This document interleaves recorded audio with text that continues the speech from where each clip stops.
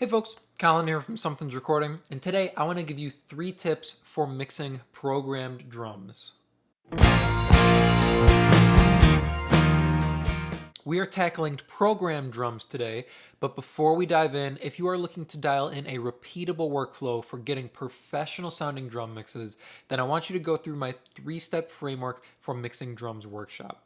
This workshop will walk you through the 3-step process that I use on almost every mix for getting professional sounding drum mixes right from your home studio. It is a 100% free to watch, on demand video training, and you can get access to that by clicking the link below in the video description. Now, it is completely free, so you can go ahead and click the link, get access to that whenever you would like, but let's jump in here now and look at mixing programmed drums and 3 tips to better tackle that issue. Let me play you the track as it stands here, and then I'll solo up the drums so you can hear what the drums sound like by themselves as well before we dive into the different tips we have here. So here's our finished mix for this track here. 1, 2, 3, won't you look at me?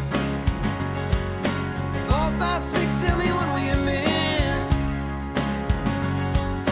7, 8, 9, no, it ain't fine. 1, 2, 3.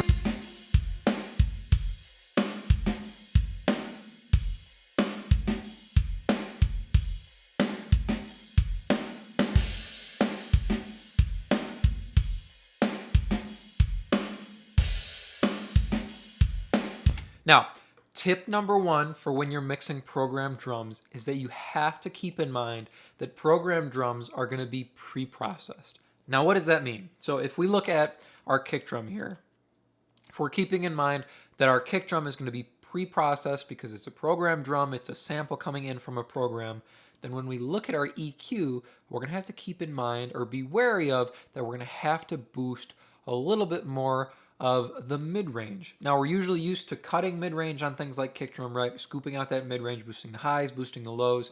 But with something like a programmed drum, it's already going to be pre-processed, so it's going to have that big scoop in the mid-range.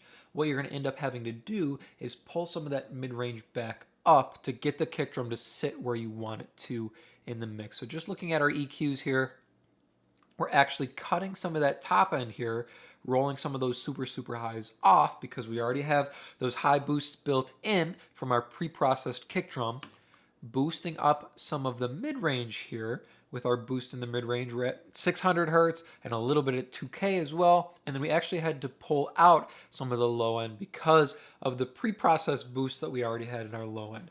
So keeping in mind that our drums are going to be pre-processed, we know there's going to be boost in the low end, boost in the top end, and there's going to be a scoop in the mid-range. So what we end up having to do here is pull some of that low end back a little bit, pull some of the top end back a little bit, and then boost up more of that mid-range to get our kick drum to sit where we want it. Sometimes programmed drums, you think they're going to be easier to mix because they are pre-processed, and they end up being slightly more tedious because you have to pull up some of this stuff that they cut or pull down some of the stuff that was boosted beforehand. That's on our kick drum here, but if we look at on our snare drum as well with our EQ here, this looks pretty normal on our first EQ, but if we're looking at our second EQ here, we end up having to pull down some of the top end. So listen to our snare drum here.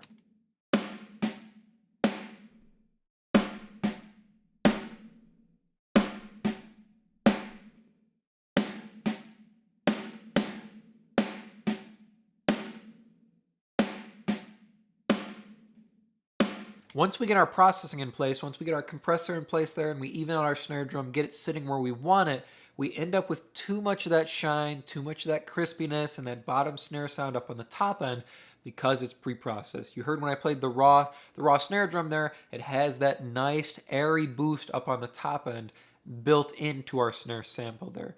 So after we EQ it, after we compress it, we're usually going to end up with too much of that. So we end up pulling some of that down on the back end here. You can see I have a shelf set at 551 hertz, and we're pulling down all the high mids, all the top end, and then rolling off some of the super highs here with our low pass filter. That is our first tip there, is to keep in mind that when you're approaching programmed drums, that they are going to be pre-processed, and you're probably going to have to walk back some of the stuff that was done to these drum samples on the back end there. So maybe boosting more mid-range on the kick drum or pulling down some of the top end on the snare drum. Just keep those things in mind as you're mixing programmed drums here. Now, tip number 2, kind of going hand in hand with tip number 1, is that you don't have to do what you don't have to do. So keeping in mind that things are pre-processed, right? If we're approaching something like the hi-hat, take a listen here to our hi-hat track.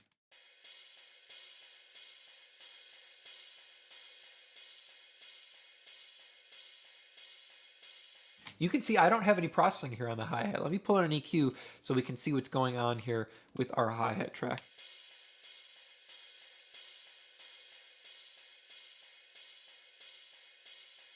Now, what would you normally do on a hi-hat track, right? Roll off some of the low end of the high-pass filter, maybe cut some of the mid-range so it's not so heavy sounding, and boost some top end. But if we're looking at our frequency spectrum here on our hi-hat, that's already done. There's no low end to be seen. Our mid-range has a nice cut already in it, and our high end is pretty much the only thing left.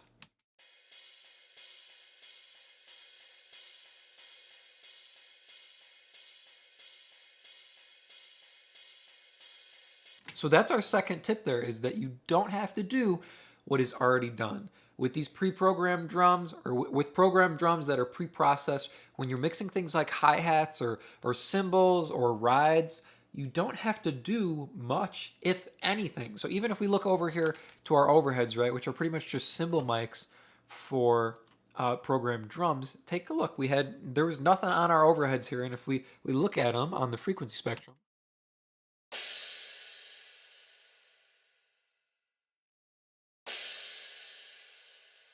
you can see they're already sitting really, really nicely here with the rest of our drums. We have a nice cut in the mid-range. There's no low end to be seen that's going to make our cymbals feel too weighty or feel too heavy. And we have a nice boost up on the top end to help them feel bright, to help them feel crispy, and to help them have that nice air when you hit them that gives your drums that nice kind of whoosh when you hear a cymbal hit on the kick drum. So that's tip number 2, a nice, quick, simple tip, but sometimes it can be difficult to not put a plug-in on a track. When you're mixing drums, especially if you're used to mixing live drums, approaching a hi-hat or approaching your overheads and not putting anything on them can be a little bit daunting because you want to do something, you want to see something on the track sometimes, but you don't have to do what you don't have to do. It's already done for you. Don't put a plug-in on there. Don't waste any CPU. Just balance it in your mix, balance it with your kick and snare, and be done with it. Move on. So that's our second tip there, going right hand in hand with tip number 1. Tip number 1 is that you have to keep in mind that programmed drums are going to be pre-processed. So it's already going to be scooped, are going to have boosts on the top end.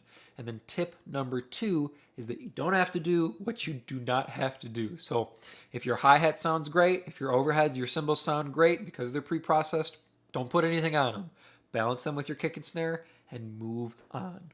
Tip number 3 is that you're usually going to have to add some kind of room ambience to drums. Some programmed drums will have room mics programmed in. They'll have sampled IRs and room emulations. Sometimes they won't, and in that case, you're going to have to add something in to give your drums that depth and to give them that live, natural sound. So take a listen here. I have a room emulation loaded up here. This is my Bricasti Close. If you watch any of my videos before on drums, you've probably seen this reverb before. I'll walk through it in a second here, but take a listen to our drums without this Bricasti reverb in, and then with them in. You can hear how much more natural it feels when we throw this room reverb emulation in.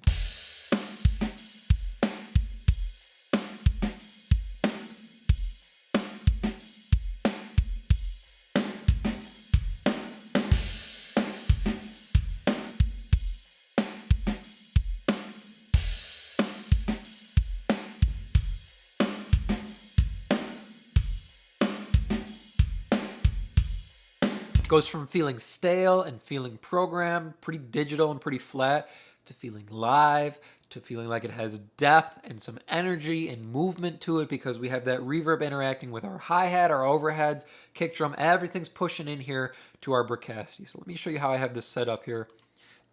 If we open up the mix window here, we're getting our swirly red guy here, our rainbow, there we go. Okay, so our Bricasti Close, we're sending our kick, snare, hi-hat, toms, overheads, everything is sending in here to our Bricasti Close. So we have a room sound pretty much emulated because we have our kick, snare, our cymbals, everything's sending in here. So take a listen to just the room sound.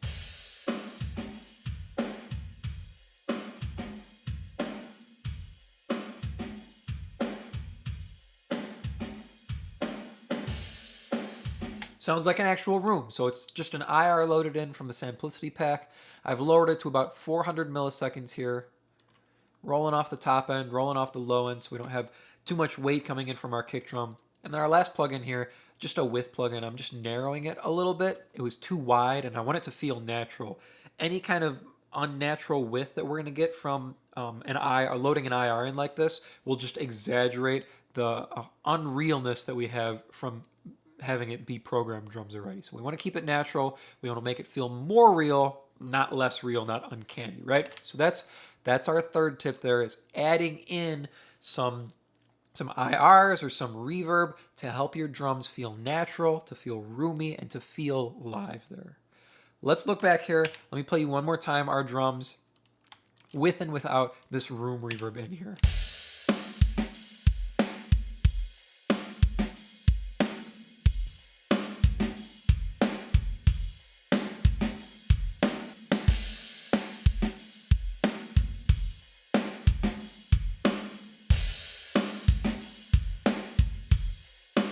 Helping these programmed drums feel much, much more live and much, much more real inside the mix here. So let's go back. Let's review our 3 tips for tackling programmed drums. Tip number 1 is to keep in mind that programmed drums are going to be pre-processed. So that means when you're tackling your kick drum, you're going to have to boost more mid-range and maybe pull down some of the top end and some of the low end because those will be boosted inherently from the sample. Tip number 2 is that you don't have to do what has already been done for you. So when you're looking at hi-hats and cymbals and rides and things like that inside your mix, if they sound good, they sound good. You don't have to put an EQ on and roll off what's already been rolled off or boost what has already been boosted. If it sounds good, level it out in your mix and move on from there. And tip number 3, when you're mixing programmed drums, is you're going to have to add some kind of liveness and some kind of reverb to help your drums feel more natural and to feel less stale. So in this case, we're adding a reverb IR to help our drums feel more live and feel more natural inside the mix here. I hope that was helpful for you. As I mentioned at the beginning of the video, if you are ready to take your drum mixes to the next level, then I want you to go through my 3-step framework for mixing drums workshop. It is completely free to watch. The link is below to give you access to that, and it will help you get more professional drum mixes in less time. Thank you so much for watching today, and I will see you in the next video.